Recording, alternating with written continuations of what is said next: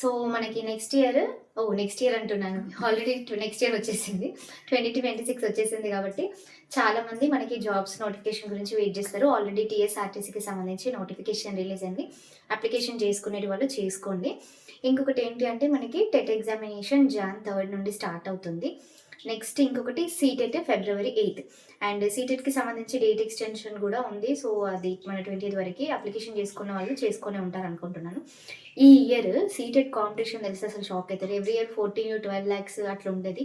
ఈసారి 25 lakhs paper 1 paper 2 and TET competition కూడా paper 1కి 55,000 మాత్రమే అప్లికేషన్ చేశారంట.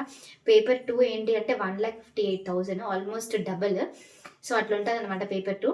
అఫ్కోర్స్ బీఎడ్ చేసిన వాళ్ళు ప్రైవేట్ స్కూల్స్లో అయితే ఆపర్చునిటీస్ ఉంటాయి, బట్ గవర్నమెంట్ సైడ్ అయితే చాలా less number of vacancies.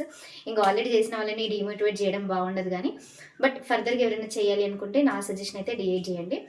Next one more important thing, apart from ఈ నోటిఫికేషన్స్ ఈఎంఆర్ఎస్కి సంబంధించిన అప్డేట్ అయితే ఇస్తాను.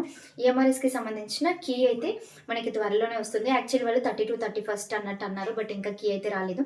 సో నేను కూడా వెయిట్ చేస్తున్నాను యాక్చువల్లీ కీ చూసుకుందామని. అండ్ ఇది కాకుండా నెక్స్ట్ జవహర్ నవోదయకి కేవీఎస్కి సంబంధించిన ఎగ్జామినేషన్ స్కెడ్యూల్ కూడా వచ్చింది. మీ డేట్స్ ఎక్కడ ఉన్నాయి, మీ ఎగ్జామినేషన్ స్కెడ్యూల్ ఎక్కడ ఉంది, ఎక్కడ సెంటర్ పడింది అనేది చెక్ చేసుకోండి. ప్రజెంట్ అయితే ఓన్లీ సిటీ మాత్రమే విజిబుల్ అవుతుంది అండ్ ఏ రోజు ఎగ్జామినేషన్.